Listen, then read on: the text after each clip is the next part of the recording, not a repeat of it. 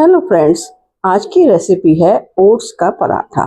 और ये ओट्स का पराठा ऐसे बनाएंगे कि ना तो इसे बेलना है और ना ही आटा गूंथना इसका पड़ेगा। बहुत ही आसानी से झटपट से बन जाता है। तो जौहरी आंटी की रसोई में आप सभी का बहुत बहुत स्वागत है। आप मेरे चैनल पे आए और वीडियो को देख रहे हैं, इसके लिए आपका बार बार धन्यवाद है। और अब क्या करना है, हमें एक कटोरी मैंने ओट्स ले लिया, छोटी मीडियम साइज की कटोरी है वो ले ली। और ओट्स को हल्का हल्का मीडियम गैस पे थोड़ा सा रोस्ट कर लेना है। बहुत ज़्यादा रोस्ट नहीं करना, हल्का सा कलर चेंज करें बस तभी। बस ये देखिए कितना चेंज हुआ, बस थोड़ा सा ही कलर चेंज हुआ है। तो इतना ही इसको हमें रोस्ट कर लेना है और 2 से 3 मिनट में ये रोस्ट होकर तैयार हो जाता है। उसके बाद में जो भी वेजिटेबल्स आपके घर में हो उनको हमें यूज़ करना है। तो मेरे पास गाजर रखी हुई थी और आजकल भी ये ऑरेंज वाली गाजर आ रही, तो वही मैंने ली है। और इस गाजर को छील कर धोकर साफ कर लिया था और फिर ये ग्रेट कर लिया। बिल्कुल आप किसी भी साइज के, मीडियम साइज के या छोटे साइज के ग्रेटर से ग्रेट कर सकते हैं, बड़े वाले से मत करिएगा। और फिर ये मैंने अदरक ले ली, बड़ा पीस था, इसको काट के छोटा नहीं किया क्योंकि पकड़ने में दिक्कत होती है, तो इसलिए बड़े पीस में से जितना चाहिए था उतना छील लिया। 2 पहले ही लिया था उसको और फिर उसके बाद में ग्रेट कर लिया जितना मुझे चाहिए उतना। बस ये थोड़ा सा अदरक, आधा इंच के करीब मैंने इसमें अदरक ग्रेट कर लिया। और फिर आलू बॉईल करके रखे हुए थे, तो एक बॉइल्ड आलू ठंडा वाला जो फ्रिज में रखा था, रात को ही बॉईल किया था मैंने, तो वही वाला ले लिया मैंने। और फिर उसको भी ग्रेट कर लेती हूँ।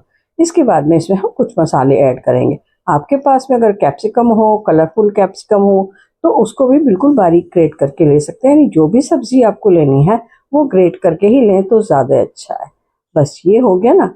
फिर उसके बाद में मैंने इसमें थोड़ा सा नमक डाल दिया और थोड़ा सा ये चाट मसाला, थोड़ी लाल मिर्च पाउडर और थोड़ा सा गरम मसाला। आपकी मर्जी है जो भी मसाले आप ऐड करना चाहते हैं वो। ये थोड़ा सा मैंने भुना जीरा भी ऐड कर दिया है इसमें, जीरा पाउडर जो होता है ना। और ये 1 पिंच के करीब हींग, हींग ज़रूर डालिएगा। हाँ, अगर आप लहसुन प्याज वगैरह खाते हैं तो थोड़ा सा आधा चम्मच के करीब लहसुन प्याज का पेस्ट भी डाल सकते हैं, पर आज मुझे लहसुन नहीं डालना था इसलिए मैंने हींग डाल लिया। अब फिर उसके बाद में जो ये रोस्ट किया हुआ मेरा ओट्स रखे हुए थे, तो प्लेन वाले ओट्स हैं ये, मसाला ओट्स मत लीजिएगा। उनको मैंने ठंडा जब हो गया तो ग्राइंडिंग जार में डाल लिया और पीस करके इसका बिल्कुल बारीक पाउडर बना लेंगे। आप देखेंगे बिल्कुल आराम से पाउडर बन जाता है इसका। एक तो रोस्टेड है ये और फिर सूख के ठंडा हो चुका है, तो फिर उसका पाउडर आराम से बनता है। अब इसको आधा पहले डाल दिया मैंने और इसको मिक्स कर लेंगे। इसमें ध्यान रहे कि पानी बिल्कुल भी आपको नहीं मिलाना है। बस ये मिक्स हो जाए, फिर उसके बाद में जितनी भी धनिया की पत्ती आप डालना चाहते हो उतनी आप डाल सकते हैं।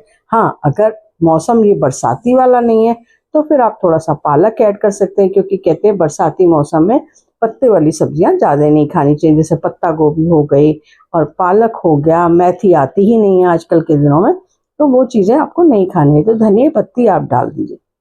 और या फिर आप चाहें तो कसूरी मेथी थोड़ी सी डाल सकते हैं। अब ये बचा हुआ भी मैंने ओट्स का पाउडर इसमें डाल दिया और फिर हाथ से इसको हम गूंथ लेंगे आटे की तरह से। जब तक ये मेरी गुथाई हो रही है, आटा बन के तैयार हो रहा है। आप लोगों से रिक्वेस्ट है कि अगर पहली बार मेरे चैनल पे आए हैं तो फटाफट से चैनल को सब्सक्राइब कर दीजिए। और हाँ, जब चैनल को सब्सक्राइब करें तो बेल आइकन ज़रूर प्रेस करिएगा, साथ के साथ ऑल का बटन दबा दीजिएगा। अब इसमें मैंने 1 चम्मच छोटी वाली ऑयल डाल दिया और थोड़ा सा और मुझे लगा कि नहीं थोड़ा सा और डाल दूं, तो 1-2 बूंद के करीब और ऑयल डाला। यानी बहुत ज़्यादा ऑयल नहीं डालना है, कम ऑयल में ही बनने वाला है ये पराठा हमारा। तो बल्कि आप आटे का पराठा बनाते हैं तो उसमें ऑयल ज़्यादा लग जाता है, इसमें ऑयल बहुत कम यूज़ होने वाला है। बस ये आटा देखिए हमारा मल के बिल्कुल सॉफ्ट सॉफ्ट सा तैयार हो गया है। देखिए कितना सॉफ्ट है, बढ़िया। अब ये मल के तैयार हो गया। अब हम इसे रेस्ट के लिए छोड़ेंगे 15 से 20 मिनट के लिए। ढक दीजिए और ढक करके रख दीजिए। अब इसके साथ में अगर आपको कोई चटनी चाहिए तो चटनी बना सकते हैं, और या फिर आपको कुछ भी, जो भी सब्जियां तो ऑलरेडी इसमें पड़ी हुई हैं, या दही से आपको खाना है तो दही फेंट फाट के उसमें अच्छे से तैयार कर लीजिए, क्रीमी दही बना लीजिए। जो चाहे वो आप इसके साथ में रायता खा सकते हैं। बस ये कर लीजिएगा। अब ये जो है मेरा बिल्कुल डो तैयार हो गया था, तो मैंने फ्राई पैन चढ़ाया और उस पर घी तेल हमें ज़्यादा नहीं लगाना है, तो ब्रश से ही मैंने बस खाली इस पर तेल लगा दी। अब ये हाथ में थोड़ा सा पानी लगाना है, ऑयल नहीं लगाना है, पानी लगाना है। और पानी लगा के थोड़ा थोड़ा सा आटा लेके इसकी गोल लोई बना लेनी है, और गोल लोई बना करके इसको चपटा थोड़ा सा हाथ से पहले कर लेंगे। और जब ये हाथ से थोड़ा सा चपटा हो जाए बस उसके बाद में इसको हमें तवे पे डालना है। आप कहेंगे इतना मोटा पराठा, ये तो बहुत बेकार बनेगा। नहीं, इसको हाथ से दबाइए। अगर आराम से हाथ से दब रहा है तो हाथ से आराम से दबा के फैला लीजिए, पूरा पराठा बना लीजिए इसको।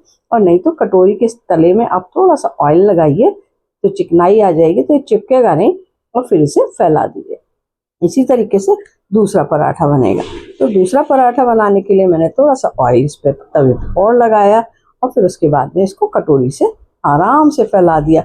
और फिर जो पलटा होता है ना हमारा ये फ्लैट वाला, बस इस फ्लैट वाले पलटे से इसको दबा दबा के फैला के बड़े साइज का कर ले, जितना बड़ा आपको बनाना है। हाँ, एक चीज़ और है, अगर आपको इसमें पलटा कटोरी कुछ भी नहीं यूज़ करनी है तो बैटर को थोड़ा सा मलने की जगह आप थोड़ा पतला बनाइए, और थोड़ा पानी डालना पड़ेगा भाई उसमें तो। और पानी डाल के गाढ़ा गाढ़ा बैटर बना के चीले की तरह फैला लीजिए। पर मुझे तो पराठा बनाना था कि ये क्रिस्पी बनता है, और वो वाला जो होता है वो बहुत सॉफ्ट होता है चीले की तरह से, तो वो नहीं बनाना था मुझे, तो ये क्रिस्पी वाला बनाना था, इसलिए मैंने बनाया। और उस पर जैसे पराठे पे थोड़ा सा ऑयल लगाते हैं वैसा चाहे तो ब्रश से लगा दीजिए, चाहे चिमचे से, करछली से, या फिर स्पून से ही लगा दीजिए। और फिर इसको धीरे से हम जब सिक गया है तो हम इसे पलट देंगे। बस देखिए कितना बढ़िया पलट करके तैयार होता है। हाँ, आपसे एक रिक्वेस्ट और है कि अगर आपको रेसिपी ज़रा भी पसंद आई है तो लाइक और शेयर का बटन भी दबा दीजिए भाई।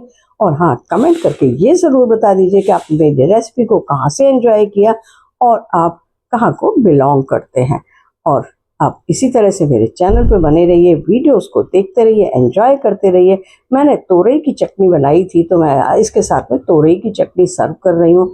आपकी मर्ज़ी है, कोई सी भी चटनी आप इसमें लगा सकते हैं। चाहे तो आप लहसुन वाली चटनी बनाइए, और चाहे आप टमाटर की चटनी बनाइए, कोई भी तरह तरह की चटनी, खीरे की चटनी, लगभग 40 तरह की चटनियाँ बनती हैं, तो आप कोई भी यूज़ कर सकते हैं। तो फिर मिलेंगे नेक्स्ट वीडियो के साथ। बाय।